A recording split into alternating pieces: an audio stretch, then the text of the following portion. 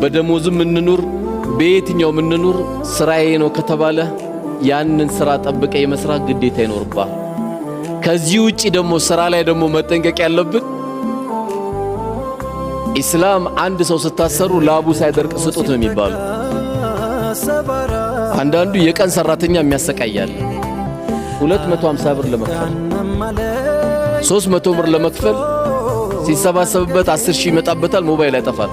በቀን ሰራተኛ ሰኞ ሽሮ እየበላ ማክሰኞ ሽሮ እየበላ ሮብ ሽሮ እየበላ ያለ እንደውም ምሳውን አንተ ጋብዘው ነበር እኮ ይሄን ገንዘብ መስጠት ያለበት።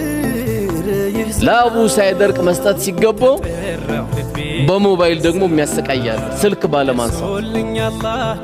ማንኛውም ሰራተኛ ሹክራን ተብሎ ቢቻል ቶሎ እንደጨረሰ ቶሎ መክፈል ያስፈልጋል። ይሄ ነው ከኛ የሚጠበቀው።